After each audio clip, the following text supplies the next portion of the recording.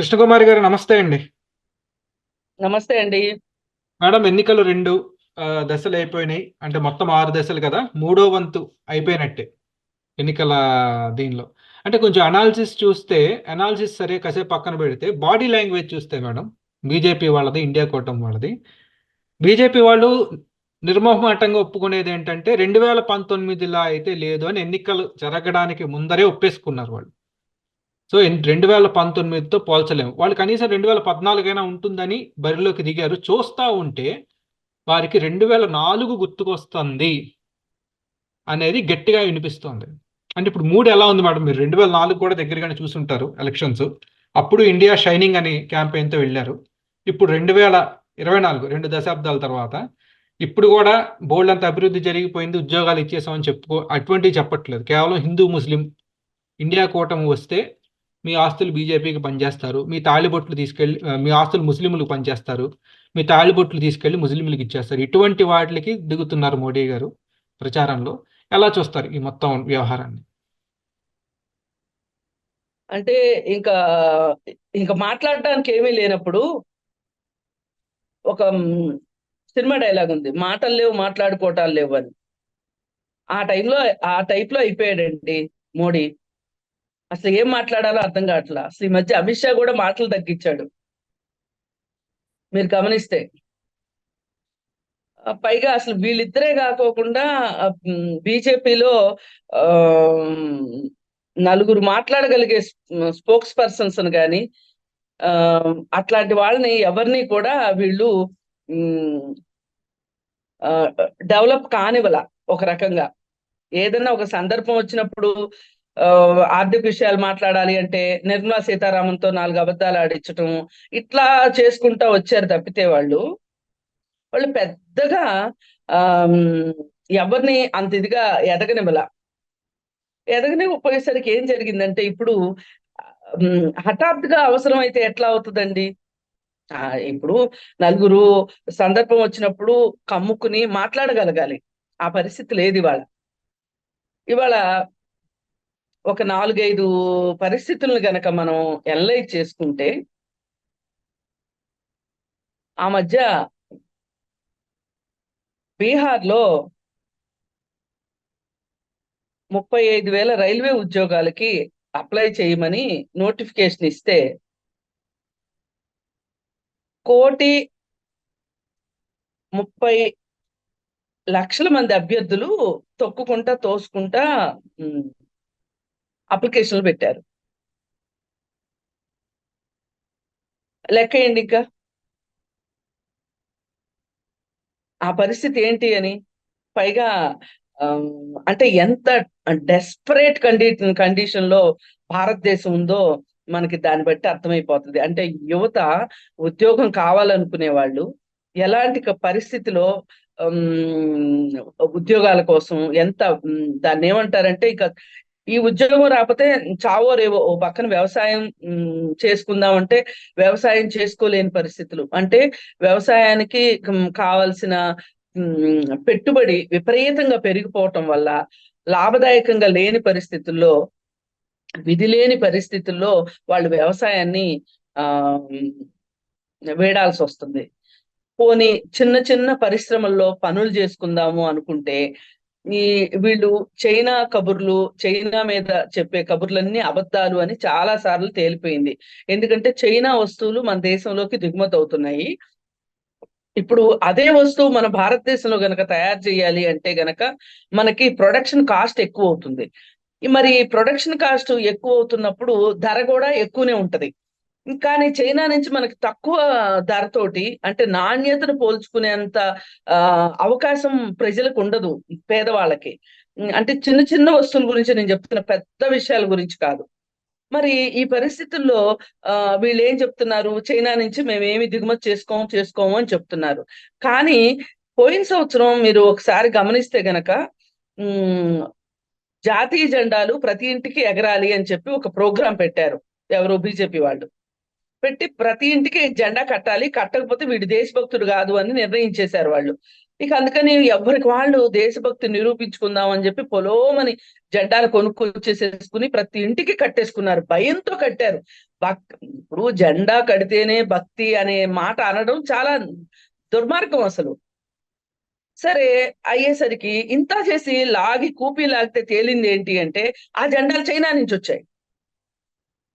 ఇప్పుడు మీరు చైనా నుంచి దిగుమతి చేసుకునే కన్నా జెండాలు తయారు చేసే ప్రాంతాలు ఉంటాయి. కొన్ని కొన్ని కర్ణాటకలో ఒక ప్రాంతం ఉంది, వాళ్ళు అచ్చంగా జెండాలే తయారు చేస్తారు, జాతీయ జెండాలే తయారు చేస్తారు. అట్లాంటి ప్లేసులు నీకు నీకు తెలుస్తుంది కదా. నువ్వు చీమ చిటుక్కుమన్నా నీకు తెలిసేంత పరిజ్ఞానం ఉంది కదా. ఎక్కడ జెండాలు తయారవుతున్నాయి, ఎవరు దాన్ని వృత్తిని ఆధారంగా చేసుకుని బతుకుతున్నారు జీవనాధారంగా అని నీకు తెలిసినప్పుడు నువ్వు చేయాల్సింది ఏంటి? వాళ్ళందరికీ అవసరమైతే పెట్టుబడి సాయం పెట్టైనా సరే, ఇచ్చైనా సరే దేశం మొత్తం జెండాలు ఎగరాలి అని వాళ్ళని ఒక ఎగ్జాంపుల్ గా చూపించి వేరే వేరే అంటే రాష్ట్రానికి ఒక గ్రూపును తయారు చేసి జెండాలు తయారు చేయించి జెండాలు కట్టుకోండి అంటే మన దేశానికి ఉపయోగపడేదే కదా, ఉపాధి దొరికేది కదా వాళ్ళకి.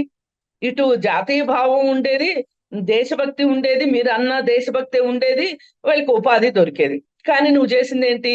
చైనా నుంచి తెప్పించావు ఆ జెండాని. మరి నువ్వు ఒక పక్కన నోటుతో ఒకటి చేస్తా, ఒకటి మాట్లాడతా, చేతల్లో ఇంకో. ఇట్లా నేను ఎగ్జాంపుల్స్ చెప్పాలి అంటే గనక ప్రతి రంగంలోనూ నేను ఎగ్జాంపుల్ చెప్పగలుగుతా. ఇప్పుడు వ్యవసాయం ఉంది, ఈ రోజు మనము నూనె గింజలు నూనెలు దిగుమతి చేసుకుంటున్నాం, కందిపప్పు దిగుమతి చేసుకుంటున్నాం. సిగ్గుపడాలండి, మన దేశంలో ఇంత విస్తారమైన భూమి ఉండి మనది వ్యవసాయక దేశం అని చెప్పుకుంటూ మనము తిండి గింజలు వేరే దేశాల నుంచి తెచ్చుకోవడం ఏంటండి అసలు? పైగా తెచ్చుకుంటుంది కూడా ఎవరైనా ఎక్కడి నుంచి అనుకుంటున్నారు? మనకంటే చిన్న దేశాలు, మనకంటే తక్కువ విస్తీర్ణం ఉన్న దేశాలు, మనకంటే తక్కువ జనాభా ఉన్న దేశాల నుంచి మనం తీసుకొచ్చుకుంటున్నాం. ఇది దారుణం కదండి. ఇది పాపం అంతా కాంగ్రెస్ వాళ్ళ మీద వేసేసి మీరు చేతులు దులిపేసుకున్నారు పోయినసారి. మరి ఇప్పుడు మీరు దులిపేసుకోలేరు. అట్లా ప్రజలు కూడా ఆలోచిస్తారు. 2014 కంటే కూడా ప్రజలు మెరుగ్గా ఆలోచించే పరిస్థితులు వచ్చినాయి. ఇవాళ సోషల్ మీడియా బాగా పెరిగిపోయింది. మంచో చెడో మీరు సోషల్ మీడియాని బాగానే అలవాటు చేశారు. అంబానీకి లాభం కలిగించాలనే ఉద్దేశంతో ఫ్రీ డేటా అన్నారు, ఫ్రీ అది అన్నారు, ఫ్రీ ఇది అన్నారు, ఫ్రీ ఫోన్లు అన్నారు. బిఎస్ఎన్ఎల్ ని చావగొట్టి చెవులు మూసి మీరు అంబానీకి కట్టబెట్టారు మొత్తం టెక్నాలజీ మొత్తాన్ని. ఇప్పుడు బిఎస్ఎన్ఎల్ అంటే సోదిలో లేకుండా అయిపోయింది. మరి ఇవన్నీ చేశారు కదా.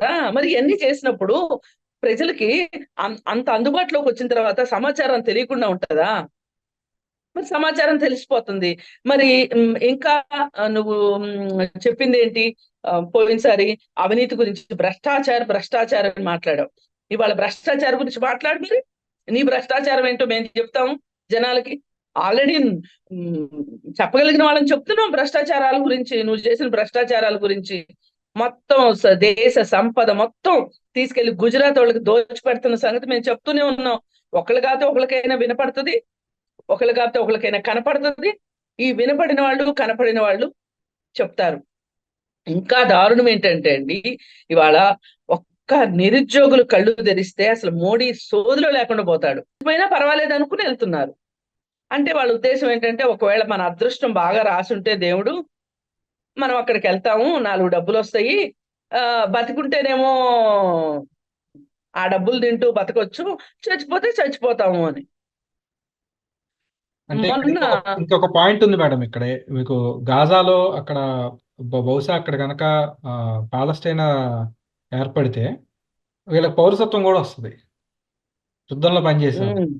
ఇజ్రాయెల్ పౌరసత్వం కూడా వస్తుంది సైనికులుగా పనిచేశారు. అంటే ఒక రకంగా ఇక్కడ నుంచి బయటికి పడిపోవాలి ఏదో రకంగా అనే ఒక ఇది కూడా ఉంది. అలాగే ఇప్పుడు ఉక్రెయిన్ ఉంది కదా. ఉక్రెయిన్ యుద్ధంలో హైదరాబాద్ కుర్రాడు చనిపోతే శవం భారతదేశానికి వచ్చింది. అప్పుడు తెలిసింది మొదటిసారిగా అసలు ఇక్కడ రిక్రూట్మెంట్ జరిగి సైన్యంలోకి వెళ్తున్నారు అని. అసలు ఇప్పుడు పోని ఈ భారతదేశం సైన్యంలోనే చేరేవాళ్ళుగా వాళ్ళని భారతదేశ సైన్యంలో చేరకుండా నువ్వేం చేసావు? మొన్న అగ్నిపథ్ స్కీమ్ అని ఒక స్కీమ్ తీసుకొచ్చావు. వాళ్ళకి రిటైర్మెంట్ బెనిఫిట్స్ ఉండవు, 4 సంవత్సరాలే ఉంటది ఈ అగ్నిపథ్ అనేది. తర్వాత వాళ్ళు వచ్చి ఏం చేయాలో తెలీదు. వాళ్ళకి తెలిసేదల్లా ఒకటి, వెపన్ ట్రైనింగ్ ఇస్తారు అక్కడ చేతిలో. 4 సంవత్సరాల తర్వాత ఉద్యోగం పోయింది అనుకోండి, వీళ్ళంతా ఏమవ్వాలి? స్మగ్లర్ల దగ్గర ఉద్యోగాలు చేసుకోవాలి, ఎలాగూ వెపన్ ట్రైనింగ్ వచ్చింది కాబట్టి. ఈ పరిస్థితుల్లో వాళ్ళు ఎప్పుడో జరగబోయే దాని గురించి ఎందుకు అని చెప్పి ఇప్పుడే యుద్ధాల్లోకి వెళ్ళిపోయే పరిస్థితి వచ్చింది అంటే, అసలు ఒకటండి, యుద్ధం మీద పూర్తి ప్యాషన్ తోటి, ఇష్టంతోటి, గౌరవంతోటి వీరమరణం పొందాలి అని ఎంతమంది సైన్యంలో చేరతారు చెప్పండి? ఆ పిచ్చి ఎంతమందికి ఉంటది? అది నేను పిచ్చి అనే అంటాను. ఎందుకంటే అసలు యుద్ధంలోకి వెళ్ళాలనుకోవటం, సైన్యంలోకి వెళ్ళాలనుకోవటం, అసలు ఇంకొక మార్గం ఉంటే ఆ మార్గంలోకి ఎందుకు వెళ్తారు? వెళుతున్న వాళ్ళందరూ పేదలే. మీకు ఒక ఎగ్జాంపుల్ చెప్తా. ఆంధ్రప్రదేశ్ నుంచి సైన్యంలోకి, ఆంధ్రప్రదేశ్ ఏరియా నుంచి సైన్యంలోకి వెళ్ళే వాళ్ళు చాలా తక్కువ మంది ఉంటారు. అసలు సౌత్ నుంచే తక్కువ ఒక రకంగా. అంటే ఇక్కడ ఒక రకంగా పేదరికం. ఇప్పుడు తెలంగాణలో కొన్ని బోర్డర్ డిస్ట్రిక్ట్స్ లోంచి ఎక్కువ మంది వెళ్తూ ఉంటారు. అయితే ఇక్కడ మన పాయింట్ ఏంటంటే, వాళ్ళకి అసలు సరైన ఉపాధి ఈ ప్రభుత్వాలు కల్పించాల్సిన బాధ్యత ప్రభుత్వాల మీద ఉంది. అలా అని చెప్పే వీళ్ళు అధికారంలోకి వచ్చారు. మీ అకౌంట్ లో 15 లక్షలు వేస్తాం, మీ నల్లధనం లేకుండా చేస్తాం, అది చేస్తాం, ఇది చేస్తాం, చిన్న తరహా పరిశ్రమలను పెంపొందిస్తామని. ఇవాళ చిన్న తరహా పరిశ్రమలన్నీ చైనా దెబ్బతోటి విలవిలలాడి వాళ్ళందరూ మొత్తం కొనారిల్లిపోయినాయి. ఇది ప్రస్తుత భారతదేశం పరిస్థితి. ఈ పరిస్థితిని 2014లో ఉన్న పరిస్థితిని కంటే దారుణంగా చేసేసావు నువ్వు. కాకపోతే నువ్వు చేసింది ఏంటి అంటే, మితిమీరిన టెక్నాలజీని తీసుకురావటం వల్ల కష్టపడి డబ్బులు సంపాదించుకున్న వాళ్ళ డబ్బులు కూడా ఈ సైబర్ క్రైమ్ ఇట్లాంటి వాటి ద్వారా డబ్బులు పోగొట్టుకున్నారు చాలా మంది. నువ్వు డిజిటల్ రూపీ అని చెప్పి చెప్పి చెప్పి అదేదో చాలా గొప్పగా ఉంది అని డిజిటల్ రూపీలోకి జనాలు, మేము ఇంకేంటి అసలు చాలా టెక్నాలజీలోకి వెళ్ళిపోతున్నాం, చదువుకున్నోడు ఒకటే, ఈ విషయంలో చదువుకున్నోడు ఒకటే, నాకేంటి అనుకున్న వాళ్ళందరూ ఇవాళ బొక్క బార్లా పడుతున్నారు. ఎందుకంటే ఏదో ఒక మెసేజ్ వస్తుంది వీళ్ళకి, ఆ మెసేజ్ చదవటం రాదు, ఏదో నొక్కుతారు, డబ్బులన్నీ పోతున్నాయి. ఇట్లా పరువు పోతది, డబ్బులు పోగొట్టుకున్నామని చెప్పటం ఇష్టం లేక కనీసం సొంత భార్యకి, సొంత భర్తకి చెప్పుకోలేని భార్యాభర్తలు, తల్లిదండ్రులకు చెప్పుకోలేని పిల్లలు ఇవాళ వ్యవస్థలో ఉన్నారంటే, ప్రతి ఇంట్లోనూ ఇలాంటి దానికి సంబంధించి డబ్బులు నష్టపోయిన వాళ్ళు భారతదేశం మొత్తంలో ఏ స్థాయిలోనైనా డబ్బులు నష్టపోని వాళ్ళు వాళ్ళు లేరంటే మీరు ఆశ్చర్యపోక్కర్లేదు. ప్రతి ఒక్కళ్ళు అండి, ఏదో ఒక సందర్భంలో ఈ ఈ టెక్నాలజీకి బలైపోయిన వాళ్ళు ఉన్నారు. అది చాలనట్లు బెట్టింగ్లు యువతని నాశనం చేయటానికి, పే లేటర్ అని చెప్పి యాప్లు, నువ్వు ముందు తిను తర్వాత కట్టు, ముందు డబ్బులు తీసుకో, నువ్వు ఎంజాయ్ చేయి, తర్వాత చూసుకుందాం అంటే కన్జ్యూమరిజం వైపు దేశ ప్రజల్ని నడిపించాడు. సరే, కన్జ్యూమరిజం ఉండాల్సిందే ఖచ్చితంగా. అంటే దానికి తగ్గట్లు వాళ్ళ దగ్గర డబ్బులు కూడా ఉండాలి కదా. ఆదాయం ఉంటేనే కదండి ఖర్చు పెట్టిన ఉపయోగం. అది లేకుండా ఒక పక్క నుంచి ఆదాయాలు తగ్గేటట్లు ఉండి, ఓ పక్క నుంచి ఖర్చు పెట్టే విధానాన్ని పెంచేసరికి వికారులు అయిపోయారు ప్రజలు. చేద్దామన్న ఉద్యోగం లేదు, చేద్దామంటే గవర్నమెంట్ ఉద్యోగాలు లేవు, ఆఖరికి రైల్వేస్ ను కూడా ప్రైవేట్ పరం. చాలా ఈ మధ్య కాలంలో రైలు ప్రమాదాలు విపరీతంగా జరగటానికి కారణం ఏంటి అంటే, రైల్వేలు కూడా అవుట్ సోర్సింగ్ తీసుకొచ్చి పెట్టేశారు.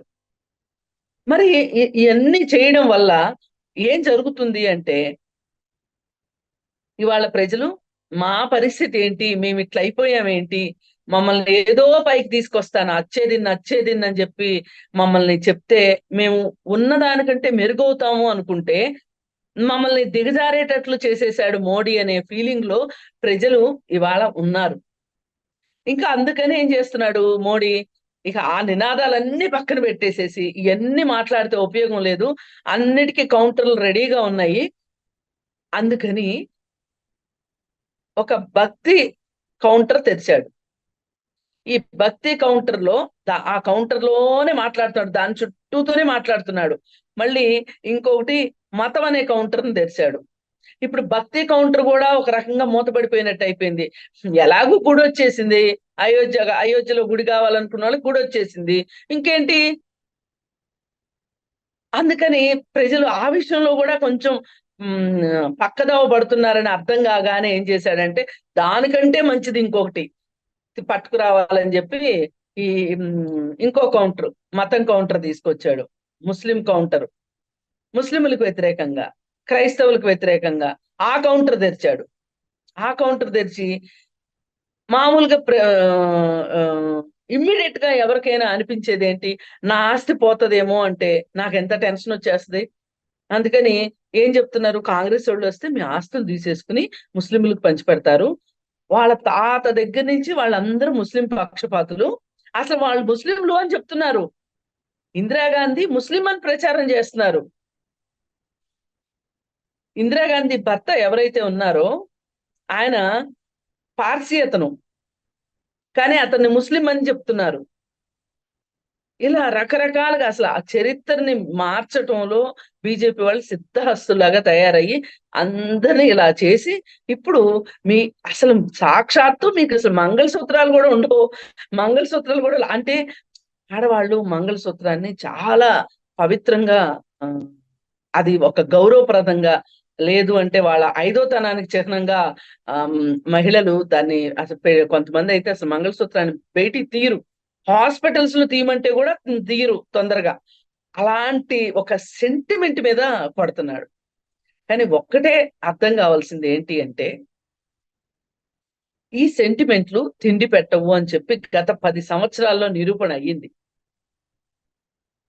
అందుకని వీళ్ళు ఈ దింపుడు కళ్ళెం ఆశ ఏదైతే ఉందో, ఈ ఈ ఈ మంగళసూత్రాలు మీ ఆస్తులు లాగేసుకుంటారు అనేది నేను అనుకోవటం పెద్ద వర్కౌట్ అవుతుంది అని అనుకోను. ఇక అంత మూర్ఖత్వం ఉన్న వాళ్ళని ఎవరు మార్చలేరు. కొంతమంది ఉంటారు జీవితంలో వాళ్ళ మూర్ఖత్వం అని ఎంతమంది చెప్పినా వాళ్ళు అర్థం చేసుకోరు, అర్థమైనా దాన్ని మార్చుకోరు. అట్లాంటి వాళ్ళని మరి ఎవ్వరు ఏమీ చేయలేరు. సరే ఇంకా వాళ్ళ సంగతి వాళ్ళే చూసుకుంటారు. ఏది ఏమైనా సరే ఇప్పుడు మన భారతదేశంలో 2004 పరిస్థితిలోకి ఇవాళ బీజేపీ వెళ్ళిపోయింది అనడానికి ఏ మాత్రం సందేహించాల్సిన అవసరం లేదు. వాళ్ళు 2004 నుంచి 2024 అంటే దాదాపు 20 సంవత్సరాల వెనక్కి బీజేపీ వెళ్ళిపోయింది. భారతదేశాన్ని ఏ రకంగా చూసుకున్నా గానీ 100 ఏళ్ల వెనక్కి తీసుకెళ్లిన ఘనత బీజేపీకే దక్కుతుంది. 100 ఏళ్ల వెనక్కి దేశం వెళ్ళింది, వాళ్ళు 20 ఏళ్ల వెనక్కి వాళ్ళు వెళ్ళారు. అదే మేడం, చూద్దాం మరి ప్రజలు ఇంకో మలిబెడతల్లో ఎలా స్పందిస్తారో కూడా మనకి తెలుస్తుంది. ధన్యవాదాలు. ధన్యవాదాలు.